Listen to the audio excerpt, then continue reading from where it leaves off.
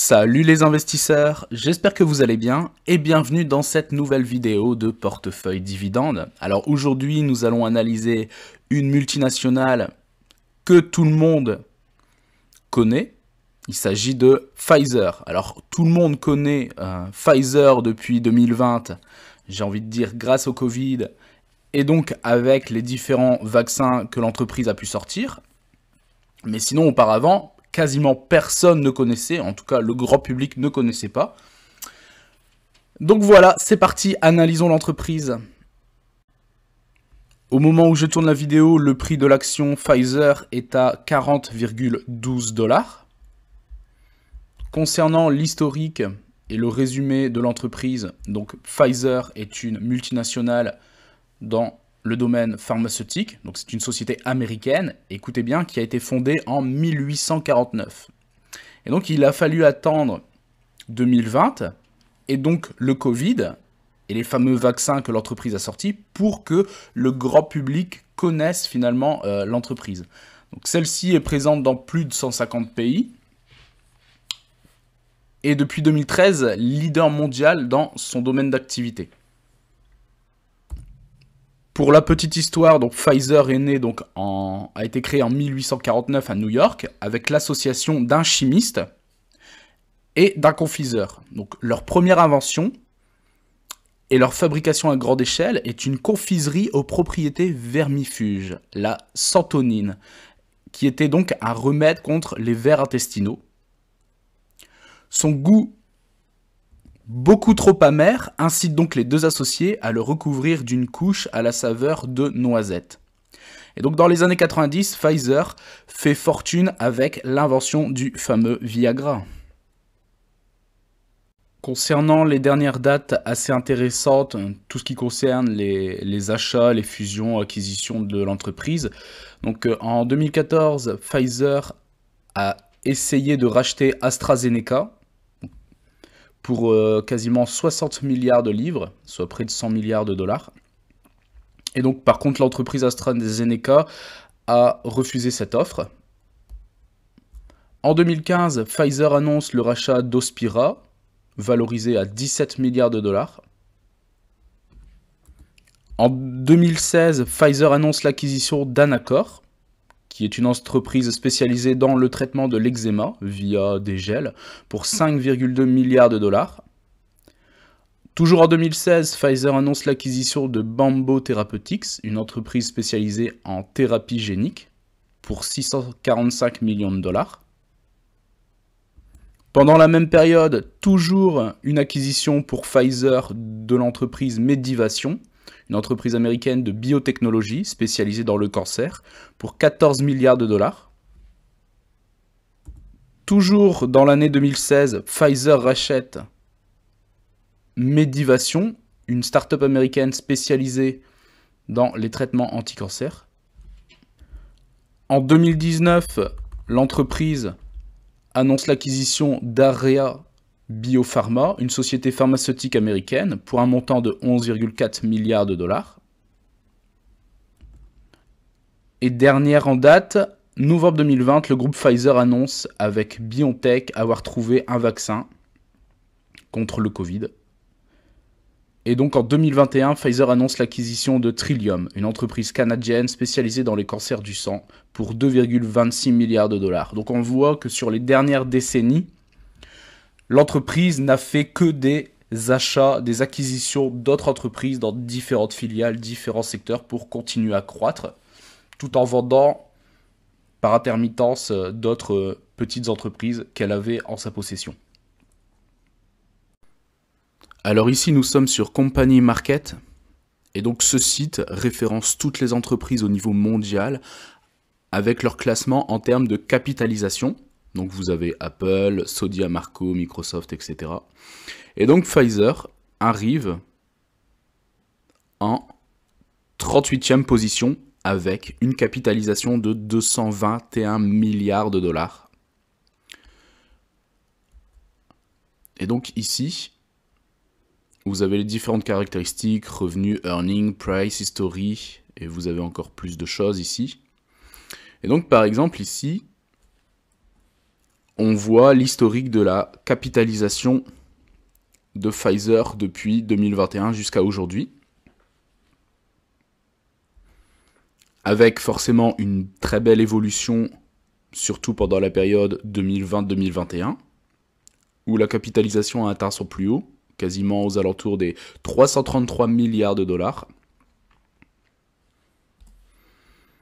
Et ici, nous sommes sur le dividende, donc l'historique du rendement du dividende de Pfizer sur les 10 dernières années. Enfin non, depuis 1972, pardon.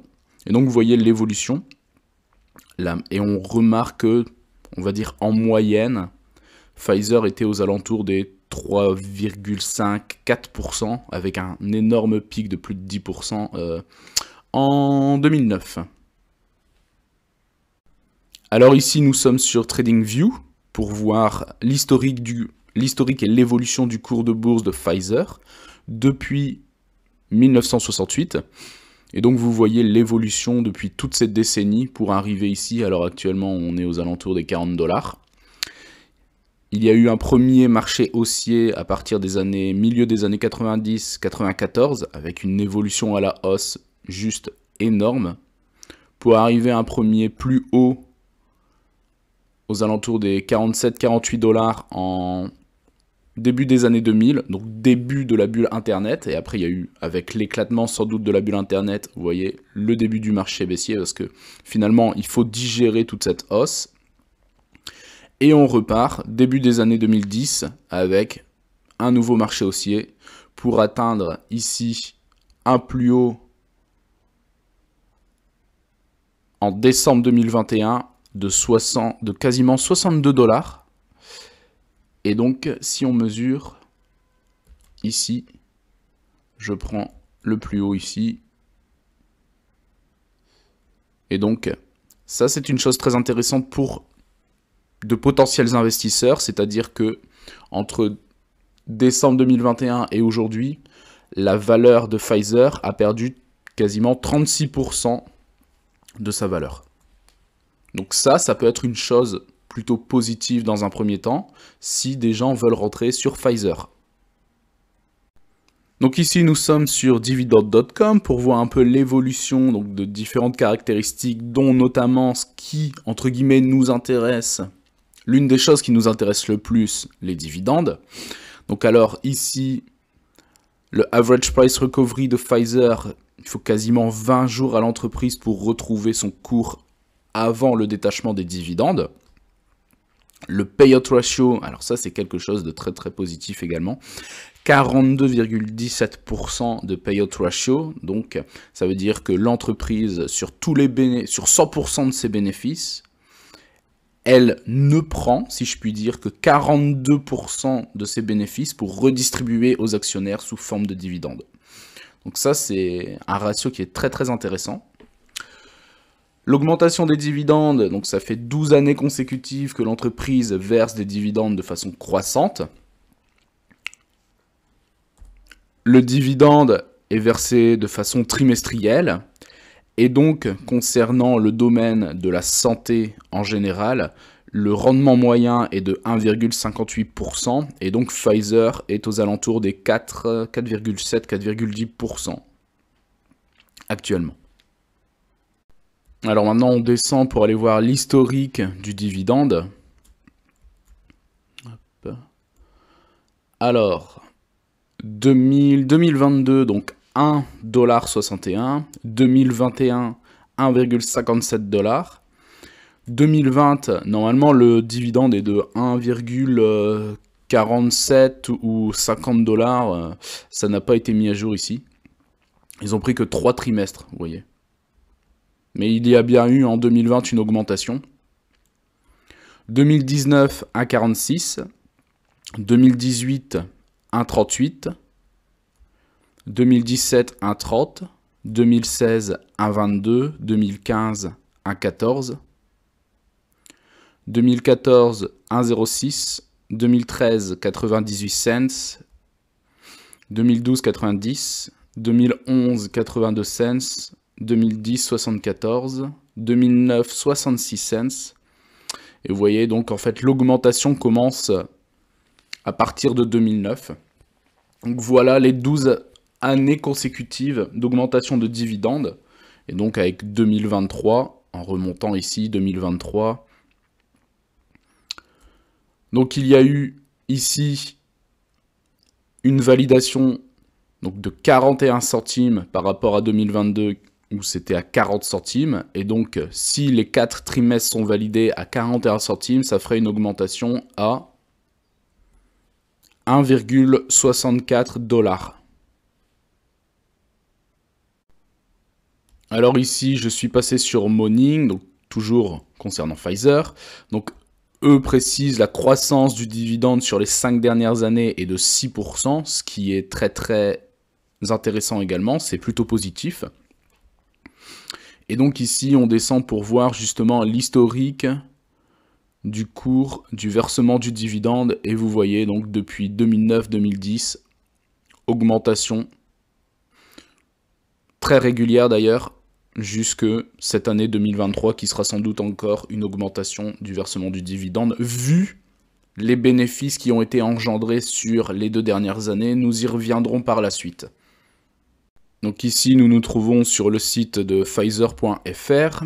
Alors pour voir un petit peu ce que finalement développe l'entreprise, donc en termes de santé, donc tous les traitements concernant les différents cancers, cancer de la peau, de la vessie, cancer du poumon, du rein, du sang, du sein, différentes maladies qui peuvent être rares, amylose, troubles de la croissance, hématologie, poumons, prévention vaccinale. Finalement, c'est ce qui a eu un impact très très négatif par rapport à Pfizer, c'est que finalement, bon, ils ont engendré certes énormément de milliards de bénéfices avec leur fameux vaccin, mais il ne faut pas oublier non plus que ce genre d'entreprise traite quand même des maladies et soigne quand même des maladies qui sont très très graves. Donc, vous voyez ici, maladies cardiovasculaires, maladies infectieuses, inflammation, immunologie, rhumatisme inflammatoire, dermatologie médicale, maladies inflammatoires chroniques de l'intestin, etc., etc. Alors maintenant, parlons chiffres, puisque c'est aussi quelque chose qui nous intéresse fortement, savoir si l'entreprise est en bonne santé, si celle-ci a fait des bénéfices. Donc alors ici, nous sommes sur Yahoo Finance, donc toujours forcément Pfizer. Et ici, ce qui nous intéresse au niveau financier. Donc ici, vous voyez le graphique depuis 2019. Donc en vert, les revenus et en bleu, les bénéfices. Donc vous voyez 2019-2020, quasiment exactement pareil, 40 milliards en termes de revenus. Et vous voyez par contre, avec une légère baisse, avec même une très belle baisse des bénéfices entre 2019 et 2020. Et vous voyez 2021-2022, explosion des revenus et également donc des bénéfices. Forcément avec quoi? Avec en grande partie les vaccins qui ont été vendus à travers le monde, Pfizer. Alors ici, nous sommes donc sur le fameux compte de résultats. Donc alors, concernant le chiffre d'affaires total, en 2019, il était de 51,7 milliards de dollars. Donc, comme on l'a vu, une baisse en 2020 de quasiment 10 milliards de dollars pour passer à 41, quasiment 42 milliards de dollars.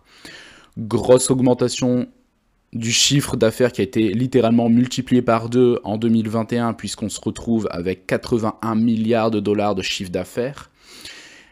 Et celui-ci prend encore une plus grosse ampleur en 2022 avec 100 milliards de dollars de chiffre d'affaires atteint.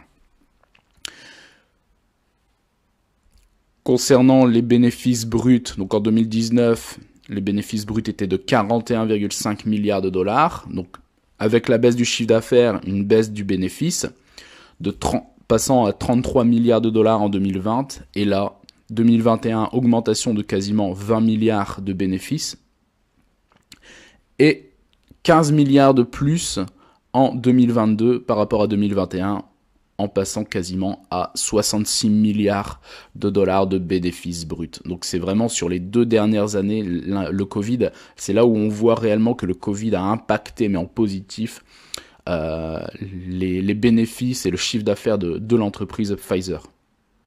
Une chose très intéressante également, c'est que ici, concernant le développement de la recherche, depuis 2019, en fait, vous voyez que Pfizer investit toujours plus dans le développement et la recherche. Donc 8 milliards en 2019, 9 milliards 4 en 2020, quasiment 14 milliards en 2021, et une légère baisse en 2022 de 11,4 milliards. Mais vous voyez que le budget de développement de recherche dans le domaine de la santé est quand même assez important. Maintenant, passons ici aux bénéfices nets. Donc vous voyez par rapport aux bénéfices bruts, ici, donc 2022-2022, le bénéfice net est divisé par 2 par rapport au bénéfice brut. Et ici, donc concernant le EBITDA, c'est-à-dire l'excédent brut d'exploitation, on voit qu'en 2022, il était à 40 milliards de dollars. En 2021, 31 milliards de dollars. Et vous voyez, le fossé également est pareil. En 2020, 13,7 milliards. Et 25 milliards en 2019. Donc voilà, donc on voit que finalement, sur les 2 dernières années, le bénéfice et donc le chiffre d'affaires a littéralement explosé avec le Covid, ce qui est littéralement positif pour eux et positif finalement pour les investisseurs, avec les revenus à dividendes, mais également avec la plus-value, la valeur, l'augmentation de la valeur avec le cours de bourse. La chose maintenant à réfléchir, c'est est-ce que l'entreprise va continuer à verser un dividende croissant? Cela est fort possible vu le payout ratio qui est de 42%. Mais Pfizer va devoir repenser à autre chose en termes de développement, de nouveaux vaccins, etc. Sans doute parce que l'entreprise, et nous allons le voir par la suite, l'entreprise sait concrètement que les ventes de vaccins pour le Covid vont littéralement chuter. On termine maintenant sur les différentes actualités, les différentes news concernant l'entreprise. Alors, j'ai pas trouvé énormément de choses sur le domaine financier. Ce qui revient souvent, c'est par rapport aux vaccins.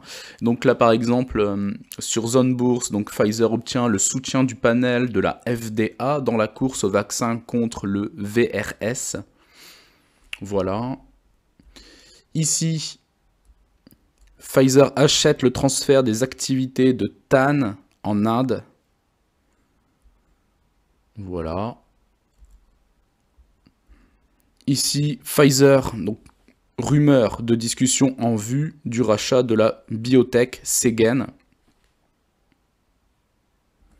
Donc apparemment, le Wall Street Journal affirme que le géant pharmaceutique américain serait en négociation pour racheter la biotech Seagen, qui est spécialisée dans le traitement du cancer, pour plus de 30 milliards de dollars.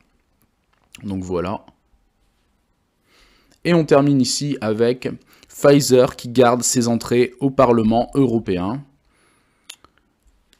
Donc voilà, j'espère que cette vidéo vous aura plu. N'hésitez pas à vous abonner, à liker, à partager. Et je vous dis à très bientôt pour une nouvelle vidéo. Ciao!